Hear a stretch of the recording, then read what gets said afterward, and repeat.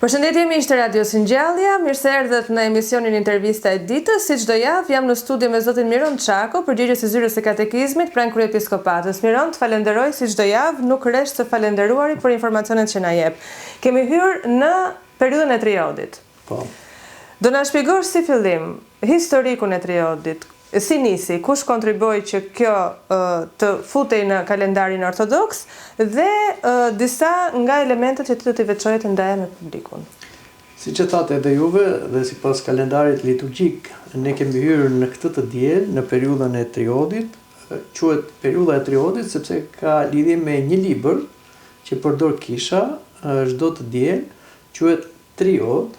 Vjen nga fjala tre ode ose tre këngë. Zakonisht në shërbesën e mëngjesit këndohen 9 këngë, por në këtë periudhë të triodit këndohen 3 këngë, ka 3-3. Prandaj dhe quhet triod, kështu ka mbetur si emërtim.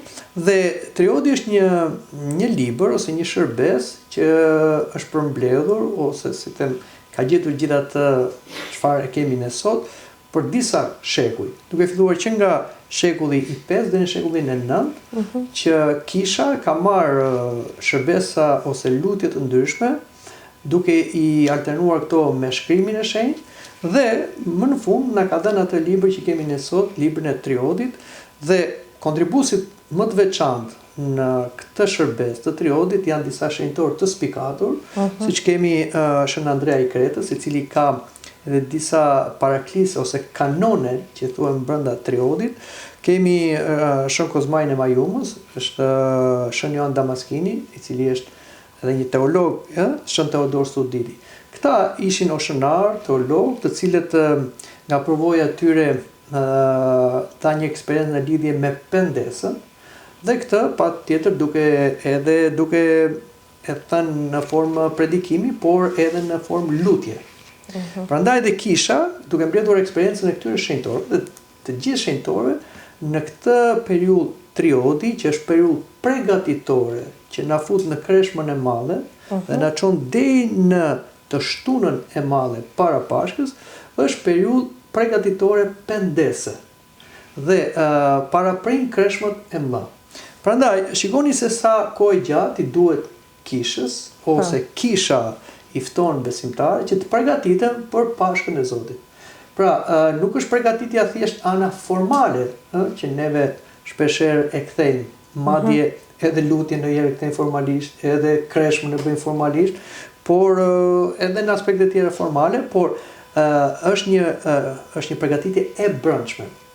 Është ajo, si themi ne, fryma e pendesës. Në periudhën e triodit fillon dhe një lutje veçantë, hapni dyert e pendimit o jetë dhënës. E shpirtin vjen qenë natë të tempullit, duke sjellë tempullin e trupit krejt të përlyrë. Po ti si zemërën pastroj me përdorimin tënd të mëshirshëm. Kemi hyrë në atë periudhën më të bekuar të vitit liturgjikal, që është periudha pendesës. Sepse të gjithë kemi nevojë për pendim. Duam apo s'duam neve, jemi qenie të dobta, jetojmë në një botë të kontaminuar me mëkat, dhe patjetër që njeriu duke jetuar në këtë botë, siç thonë shenjtorët, dhe një orë të jetosh në këtë botë dhe një ditë të mëkatosh, dhe kemi nevojë që të pendohemi gjatë gjithë jetës sonë, por kjo është një periudhë intensive pendese dhe shpirti i shenjtë e dërgon me fuqi shpirtin e pendimit. Prandaj, po të shikojmë nga të diellat e triodit, të diel dhe gjithë të diellat tjera, që është mirë që ne t'i prekim, t'i cekim pak, kemi atë nxitje për pendim. Dhe mënyra më e mirë si ne mund t'i afrohemi Zotit. Okej. Atëherë, jemi në të dielën e doganierit dhe fariseut. Po. Të ndalemi pak tek kjo e diel. Kjo e diela që shkoi, e diela e doganierit dhe fariseut, është një shëmbulltyr ose një parabol që e tha Krishti, e dëgjojmë çdo vit. Dhe kisha përsëri na jep këtë parabol. Është një parabol që ka të bëjë me ne besimtarët, sepse Krishti vendos 2 persona jo jashtë, por brenda tempullit. Pra e ka fjalën për ata që besojnë në Zotin, të cilët këta rrezikojnë të preken besimtarët nga smundja që quhet smundja e fariseizmit ose fariseimit, që është hipokrizia. Që do të thotë një besim pa frymë. një shërbes pa shpirt. Thjesht për të dukur. Thjesht në formën tradicionale. Dhe pa pendes. Po me një lloj egoizmi, krenarie, arrogancë. Që vjen tek ata besimtarë të cilët nuk e njohin veten e tyre dhe nuk pranojnë se janë mëkatar, por mendojnë se janë të drejtë, sepse ata nuk e krahasojnë veten me Zotin dhe me shenjtorët, por e krahasojnë njerëzit veten me mëkatarët. Dhe duke krahasuar veten me mëkatarët, madje me ata mëkatarët e shtresës më të ulët, ata thonë ne jemi të drejtë. Por Krishti vendos përballë fariseut, vendos figurën e një doganjeri. Doganjerët ishin personat më të targetuar për farisejt. Thoshin farisejt prostitutë dhe doganjerë nuk shpëtojnë. Me çfarë dorë thoj forme. Pra e kishin nxjerrë jashtë. Po pse doganjeri? Sepse ai ishte hajdut doganjeri. Se vinte nga dogana. Merrte taksat e popullit. Krishti e vendos doganjerin në tempull, ndryshe nga fariseu i cili lavdëronte veten dhe gjykonte të tjerë, nuk jam si ky doganjer, si thuhet në parabol, doganjeri nuk grita as sy lart, vetëm rrite gjokë dhe thotë Zot më shiron mua mëkatarin. Kjo është bërë dhe lutja qendrore e kishës. Është ajo lutja që kemi thënë dhe këtu, lutja e Isujt, ose lutja e zemrës. Zoti Jezu Krisht më shiron mua mëkatarin. Dhe kështu pra ne mësojmë që të hyjmë në periudhën e triodit me pendesën për ulësinë e doganjerit. Okej. Javën e ardhshme kemi të dielën e djalit plankprishës. Edhe dy fjalë. Po, dhe kjo është një shembulltyr shumë i njohur nga Shkrimi i Shenjtë, ku Zoti na pikturon në dy vëllezër me një baba, i vogli dhe i malli. I vogli si rebel që ishte, u largua, duke kërkuar dhe pasurinë atit vet, duke bërë të vdekur atin, sepse pasuria ndahet mbas vdekjes së atit. Por ky djalë plankprish shkoi jashtë familjes dhe i shpërdoroi gjitha duke bërë një jetë plankprisi me prostituta, thotë aty. Pra kurvoroi shpirtërisht dhe fizikisht. Dhe atëherë duke mbetur pasi që u kthye tek ati me pendes. U kthye duke thënë nuk jam i denjë të quhem bir yt, pranom si një nga shërbëtorët e tu, por ati e përqafoi dhe bëri përsëri bir. Por kemi dhe të mallin, i cili u revoltua kur pa kthimin e vllajt vogël tek ati dhe dashurinë e atit për atë, duke thënë se unë gjithmonë jam me ty, po ti asnjëherë më ke dhënë një kes etj. Pra e shikoi veten në marrëdhënie tregtie me atin. Këtu prap mësojnë besimtarët. Shpeshherë ne në marrëdhënie me Zotin kemi një marrëdhënie dashurie, sepse për ne Perëndia është atë, dhe ne jemi bi, po kemi marrëdhënie tregtie. Më jap, ti jap. Kjo nuk duhet të jetë.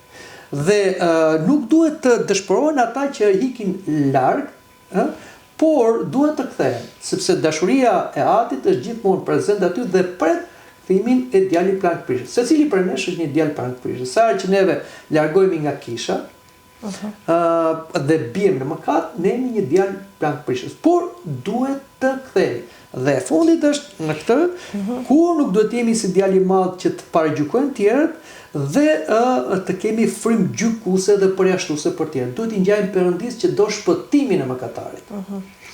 Vazhdojmë të dielën e të lidhurit të mishit ose gjykimin e fundit. Kjo është një diel që Krishti na vendos në atë çfarë ne presim. Pra presim ardhmën e dytë të Krishtit dhe gjykimin e botës, ku çdo njeri do të dalë përpara Zotit. Aty na vendosen kriteret e këtij gjykimi. Po çfarë janë këto kritere? Nuk janë kritere të pamundura, se sigur Krishti ka vendosur një provim që zorse merr njeri. Janë kritere të cilat ne mund t'i zbatojmë. Isha i uritur, më dha të ha, një cobuk. Isha i errëtur, më dha të pi, një got ujë. Isha i zhveshur, më dha një rrobë që e keni tepër. Isha i smur, erdhët pa nga koha juaj më vizituat. Isha në burg më pat. Dhe njerëzit thonë, njerëz të mirë, që i harojnë të mira që bëjnë, ku ishet jo Zot? Ku ishe? Dhe Krishti tha, çfarë keni bërë këtyre më të vegjëlve, pra njerëzve jo të vegjël në moshë, por njerëzve në nevojë, njerëzve që shoqëria i përjashton, vulnerabël që thuhet, ama keni bërë mua. Hyni në gëzimin e Zotit tuaj. Dhe do vi me njerëzit indiferent, egoist, që mendojnë vetëm për veta, po do të thotë njëti kriter. Isha i uritur, s'më dha ta, isha i etur, s'më dha të pi, i zhveshur, nuk më vesha, etj. Dhe ata do të thonë, por ku ishet jo Zot? Justifikimi që ka njerëzit egoist dhe mëkatar, po ti ishe ti ne do të shikonim. Atëherë Krishti thotë, atë çfarë nuk ja bët këtyre më të vegjëlve, të afërme që i keni afër, njerëzve në nevojë s'ma keni bërë mua. Largoni për me të mallkuar, në zjarrin që është bërë për djallët dhe angjëjt e tij, pra për demon. Ky është kriteri i gjyqit të fundit. Këtë kriter duhet ta kemi të gjithë ne, sepse besimi pa vepra është i vdekur. Pra, duhet patjetër doktrina që të besosh në një Zot të vërtet, s'mund të besosh në një Zot të rrem, por duhet kesh dhe veprat e besimit. Ndryshe, nëse ke vetëm një nga këto, ke besimin pa vepra dhe vepra pa besimin, je si puna asaj barkës që ka vetëm një lopatë që rrotullohet rreth vetes, nuk shkon asgjë kundi. Prandaj këtë thot Krishti. Dhe është dita që na tregon ardhen e dytë të Krishtit, që na thot rini gjithmonë zgjuar dhe një gati, se nuk e dini kur vjen Zoti i shtëpisë. Okej, të lidhurit e mishit ka lidhje me kreshmën. Duhet flasim edhe për këtë. Në të dielën e farisejve dhe doganjerit nuk kemi kreshëm gjatë gjithë javës. Sepse ka qenë tradita që konsumohen ushqimet e tepërta, zajeret e dimrit, më përpara njerëzit nuk ishin frigorifer siç kemi sot, po i ruanin ato, dhe konsumohet mishi, djati, pra ulen gjithë ato që ishin mbledhur, dhe kemi pastaj në javën e dytë të djalit këngëprishës kemi kreshëm normale të mërkurë dhe të premte, pastaj lidhet mishi, që do të thotë nuk ka më mish, dhe pastaj kemi dhe lidhjen e djathit që fillon kreshma që është dhe diela e faljes. Po, falja dhe kreshmimi. Po. Kjo është një dielë e veçantë që ne hym në kreshëm, por para se të hym në kreshëm, në këtë të dielë kujtojmë largimin e Adamit dhe të Evës nga parajsa. Pse u largua Adami dhe Eva nga parajsa? Se nuk zbatuan një ligj kreshmor. Ha nga gjithë pemt e kopshit, mos ha nga pema e të njerëzve të keqes. Ktu pra fillon. Historia e njerëzimit ka filluar me një ligj kreshmor. Dhe mos mbajtja e këtij ligjit kreshmor i kostoi Adamit dhe Evës dhe gjithë racës njerëzore që të largohen nga parajsa, nga pema e jetës. Kështu që kisha përsëri, sipas modelit të Krishtit, na kthen neve te kreshma, që nëpërmjet kreshmës ta fillojmë kthimin ton për të hyrë përsëri në parajsë. Dhe është e diela e ndjesave. Sepse në këtë të diel është traditë që në mbrëmësore në kërkon falje gjithë kisha si trup, kisha toksore, si trup njëri tjetrit. Do të thënë klerikët, laikët, klerikëve, të vegjël të mëdhenj dhe të mëdhenj të vegjëlve. Kjo është një traditë, por dhe kjo nuk duhet bërë me një frymë kështu demonstrative, thjesht skenike, por atje ku ti ke diçka që ke bërë një padrejti dikujt, ke shkura t'ia thuash.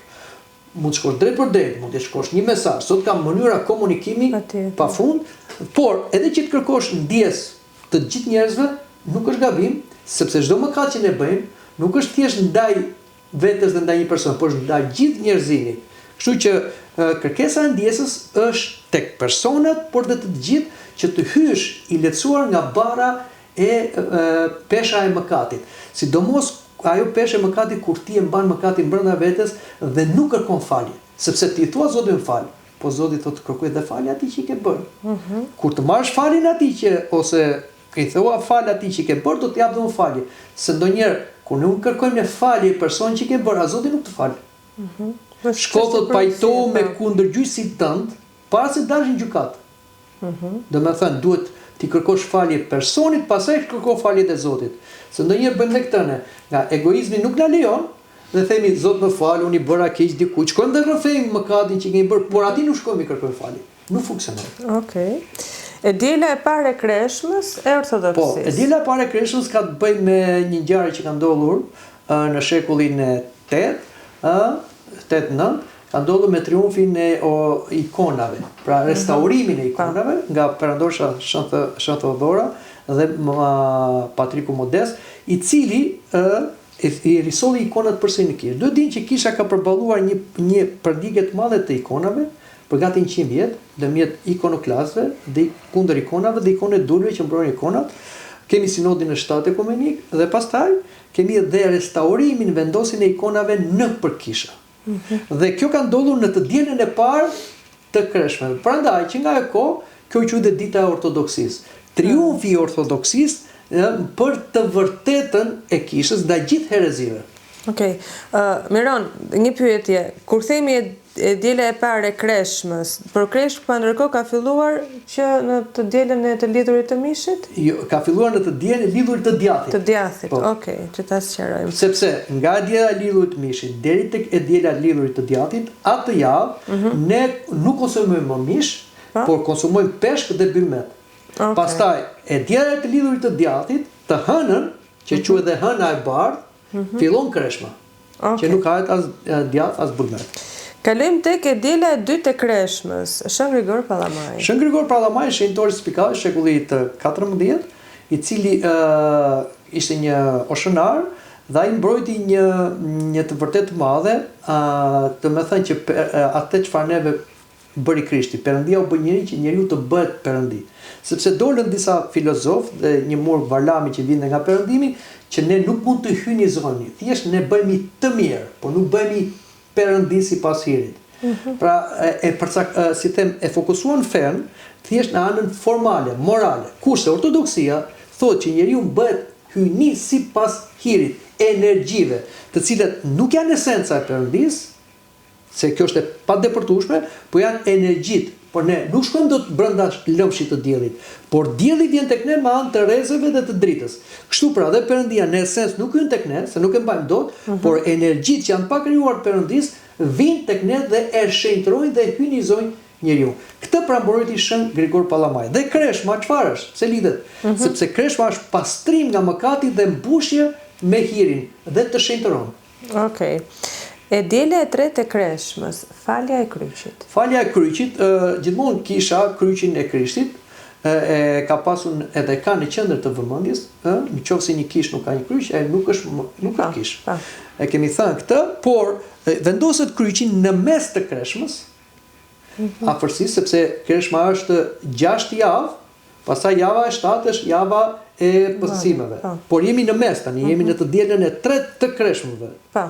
Dhe çfarë ndodh? Ndodh që vendoset kryqi për të na dhënë kuptimin e kreshmës. Çfarë është kreshma? Kreshma nuk është dietë, që ti nuk po ha disa ushqime se ato janë mallkuara gjithë. Ne s'kemi ushqime mallkuara. As mishderi, as verën, as gjë. Ne gjitha ushqimi kemi të bekuar kur bëjmë lutje. Por heqim dorë nga disa ushqime kalorike që të ulim energjitë e trupit dhe të bëjmë atë balancën shpirt-trup, që shpirti të ngrihet. Por për çfarë po bëjmë kreshmën?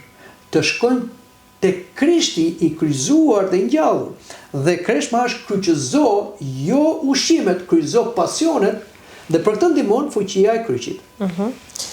E djela e katërt e kreshmës, Shën Johani i Shkallës. Shën Johani i Shkallës një shenjtor dhe ky shumë i dëgjuar, shekulli 8. Ky shenjtor u quajti i madh vetëm nga libri që bëri. Ai ishte i madh në jetën e vet, por nuk do njifesh, por libri e bëri të njohur.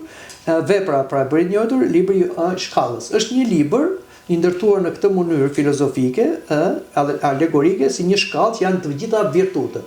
Fillon nga përulësia dhe shkon deri tek dashuria. Përulësia është bazamenti i shpirtërore. Nëse ti nuk je i përulur, çfarë do të mire që të bësh, humbet. Dhe përulësia të ndihmon që të rritet gjitha shkallët e virtut dhe shkon se dashuria që është vetë Perëndia.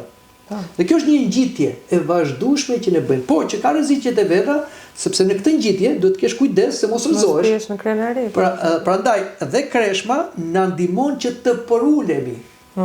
Prandaj fillojmë kreshmën që neve të përulemi. Kreshma të ndihmon që të kuptosh që ti je një krijesë e varur.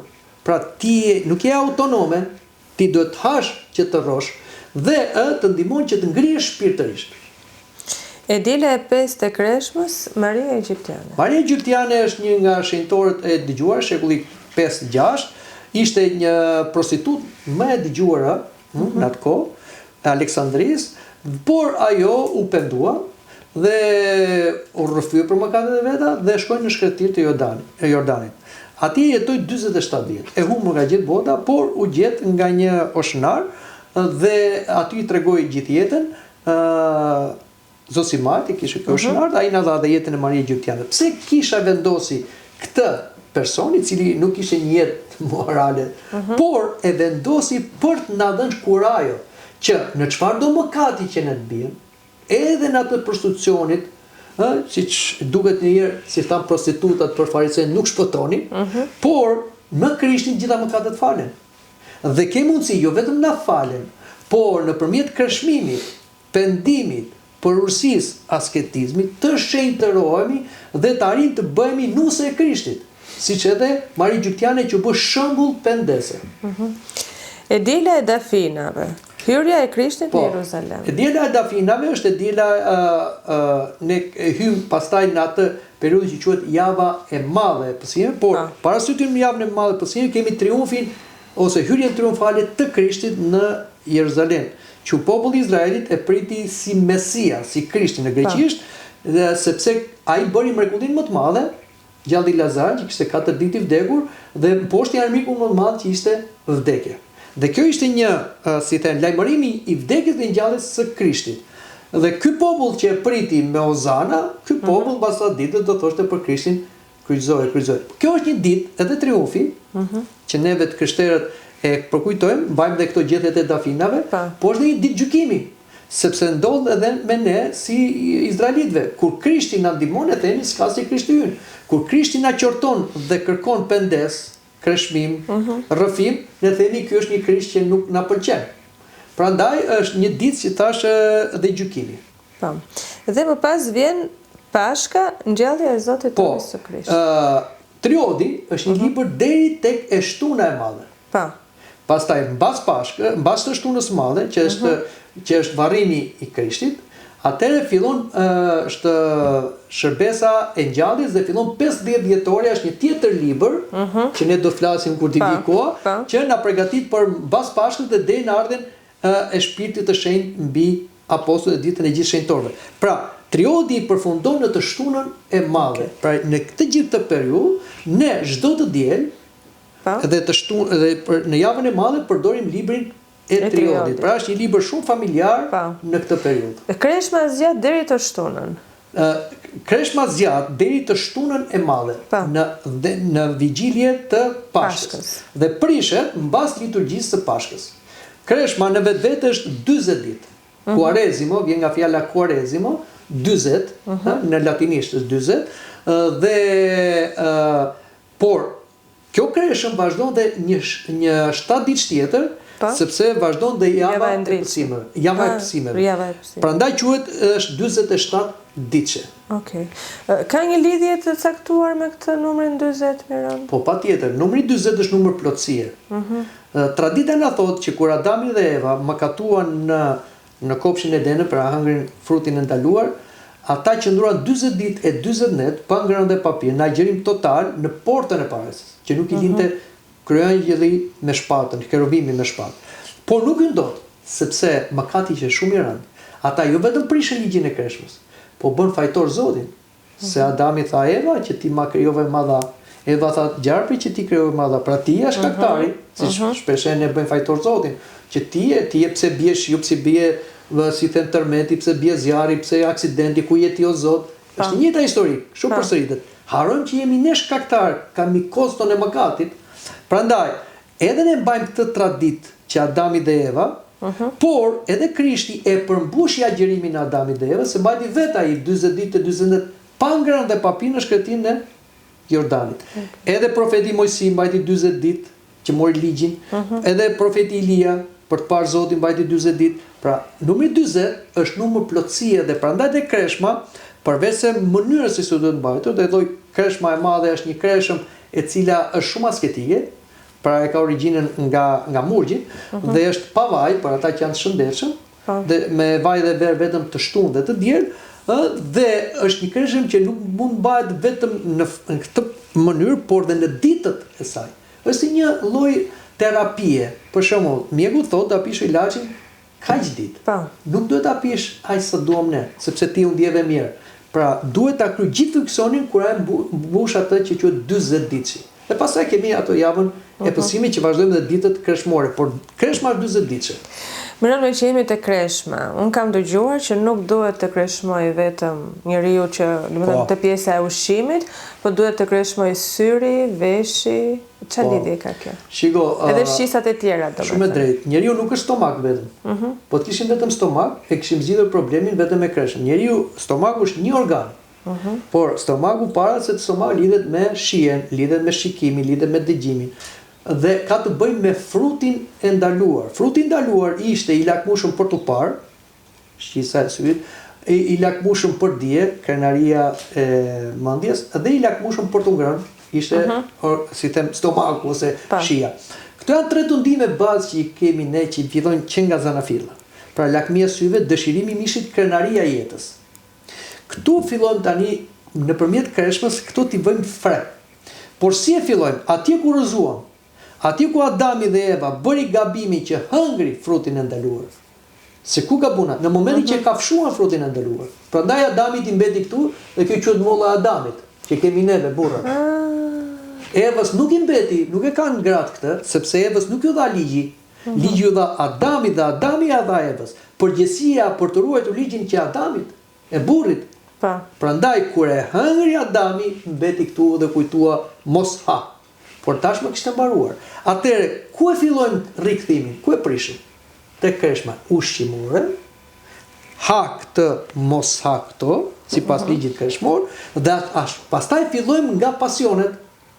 Prandaj kreshmon syri, nga lakmia, kreshmon mendja, nga krenaria, kreshmon shpirti, kreshmon edhe trupi, nga dëshirat. Prandaj, gjatë periudhës kreshmës nuk është vetëm ushqimi, por çdo kënaqësi fizike, madje edhe marrëdhënia trupore, edhe burrit dhe gruas, të kurrëzuar, sipas ligjit kreshmor nuk lejohet. Pra është një periudhë tërheqje, siç thotë Shën Pavli, të riquni nga njëri tjetri në marrëveshje në kohë kreshmë dhe lutje. Pastaj ribashkoheni përsëri.